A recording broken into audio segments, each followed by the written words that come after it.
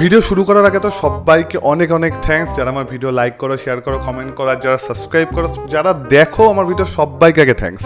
তো ওয়ার্নিং কিন্তু সবাইকে দিয়ে রাখি, এই ভিডিও বানাতে গিয়ে আমাকে যে ভিডিও দেখতে হচ্ছে তাতে কিন্তু আমার নিজের মাথায় খারাপ হয়ে গেছে। তাই তোমাদেরও যদি কোনো রকম সমস্যা হয় মাথায়, তার জন্য কিন্তু আমি দায়ী না। বাঙালির সব থেকে বড় উৎসব হচ্ছে দুর্গোৎসব, আর সামনে কিন্তু মা দুর্গা তার সমস্ত পরিবার সমেত মর্তে আসবেন, কিন্তু এইবার মহিষাসুর আসছে না। তাই আমি ভাবলাম হয়তো দশমী তোকে যে হারে বোঁদে মিষ্টির মুখে জোর করে গুজে দেওয়া হয় তাতে হয়তো সুগার টুগার হয়েছে, তাই জন্য।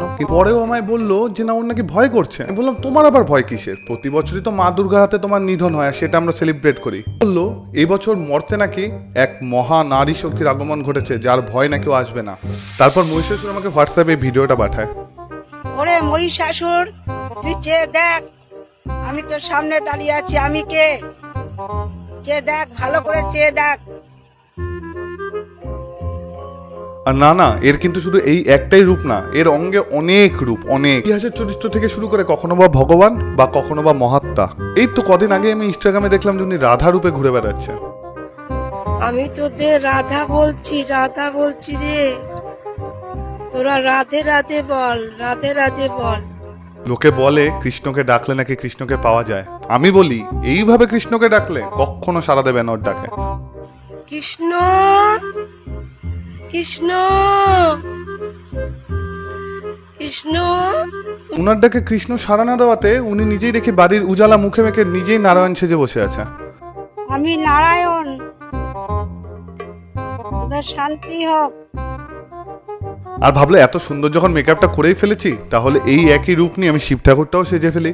আমি তোদের ভোলা মহেশ্বর, তোদের মঙ্গল হোক। ওং শান্তি, ওং শান্তি, ওং শান্তি। লোকে নাকি এবার জানতে চাইছে উনার মেকআপ আর্টিস্টকে। হ্যাঁ, একটা কারণ অবশ্যই হতে পারে, হয়তো উনার যে মেকআপ আর্টিস্ট তার কাছে কেউ কোনোদিন যাবে না, সেই জন্য হয়তো জেনে রাখতে চাইছে। আমি যে ভিডিওগুলো করি, যে আমি সাজি, অনেকে জিজ্ঞাসা করছো যে আমার হচ্ছে মেকআপ ম্যান কে। আমার মেকআপ ম্যান আমি নিজেই। আমি যা কিছু সাজি আর যা কিছু করি সব কিছু আমি নিজেই। আমার কোনো ক্যামেরাম্যানও নেই, আর আমার কোনো মেকআপ আর্টিস্টও নেই। না, তোমার মেকআপ যে তুমি করো সে আমি আগেই বুঝতে পেরেছি, কারণ এই মেকআপ কোনো সাধারণ মানুষের কম মতো নয়। যখন যে পুজোর সিজন, তখন উনিও কিন্তু তার রূপটা ওইভাবেই পরিবর্তন করে নেন। এই যে কদিন আগে বিশ্বকর্মা পুজো গেল, উনি বিশ্বকর্মা ঠাকুর সেজেও চলে এসছে। আমি বিশ্বকর্মা, কর্মই ধর্ম। হ্যাঁ মানছি কর্মই ধর্ম, কিন্তু এই ধরনের কর্ম অধর্ম। তাই আমি বললাম বিশ্বকর্মা ঠাকুর যখন সেজে এসছে, তার কদিন আগে তো গণেশ পুজো গেল, তাহলে কি তার দেখা পাবো না? তা যেই বলা সেই কাজ, অমনি গণেশ ঠাকুর রূপে দর্শন দিল আমায় উনি। গণেশ, তোদের সর্বকার্য সিদ্ধি হোক, তোদের মঙ্গল কামনা করি। এখন চিন্তার বিষয় হচ্ছে মা দুর্গা যখন তার পরিবার নিয়ে মর্তে আসবে, তখন গণেশ ঠাকুরের সাথে এই গণেশ নিয়ে এক্সচেঞ্জ হয়ে যায় আবার, তাহলে স্বর্গে গিয়ে দেখবে কি কেলেঙ্কারিটাই না বাঁধবে। একটা জিনিস আমি বুঝে গেছি, ওনার সাপ টাপে কোনো ভয় নেই, কারণ সাপে যদি কারোর ভয় থাকে সে এইভাবে অন্তত মা মনসা সাজবে না। আমি মা মনসা, তোদের মঙ্গল হোক। দুর্গা তুমি আমায় ক্ষমা করো, আমি এই ভিডিও দেখেছি কি পাপ করেছি, তার জন্য আমায় ক্ষমা করো। ভগবানের অভিনয় করতে করতে উনি যখন হয়েছেন ক্লান্ত, তখন উনি ঠিক করলেন যারা ভগবানের পুজো সারা জীবন করে গেছে তাদের রূপ ধরবেন। তা আমি রামকৃষ্ণদেবের একটা ছবি দেখাচ্ছি, ইনি হচ্ছেন রামকৃষ্ণ, আর এই রিলে হচ্ছে এই রামকৃষ্ণ। মা, মা গো, মা,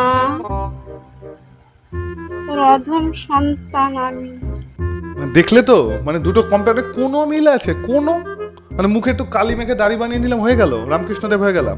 রামকৃষ্ণদেবের রূপ যখন ধরেই নিয়েছে, তখন কি আর বিবেকানন্দকে ছাড়তে পারে? সেই রূপটা ধরতেই হলো।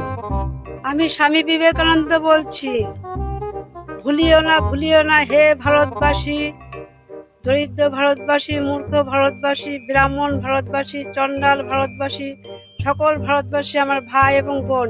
ভাবছি এই বিবেকানন্দ যদি শিকাগোতে বক্তব্য রাখতো কি হতো। আমাদের দেশ আরো অনেক আগেই স্বাধীন হয়ে যেত, যদি আমরা ঝাঁসি রানী লক্ষ্মীবাইয়ের জায়গায় একে পেতাম। আমি ঝাঁসি রানী লক্ষ্মীবাই বলছি,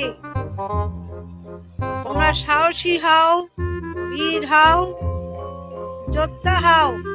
সব বন্দুক তরোয়াল কিছুই চালাতে হতো না, শুধু উনি উনার বিখ্যাত হাসিটা শোনাতো।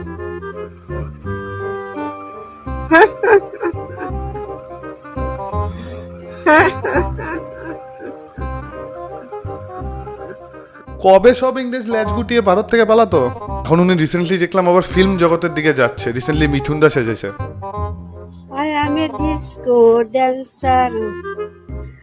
I am a disco dancer. I am a disco dancer. আবার মাঝে মাঝে দেখি গানও শোনায়। একটা কথা বলবো যদি রাখো। তুমি একটা কাজ করো, এইসব ভিডিও বানানো বন্ধ করো। তো এই ভিডিও বানানোর উদ্দেশ্য কোনো ধর্মকে ছোট করা না, কিছু করা না, জাস্ট আমি ইনস্টাগ্রামে দেখেছিলাম, আমার খুব মানে ব্যাপারটা ফানিও লেগেছিল, অবাকও লেগেছিল, আমি তাই তোমাদের সঙ্গে ভিডিও বানিয়ে শেয়ার করলাম।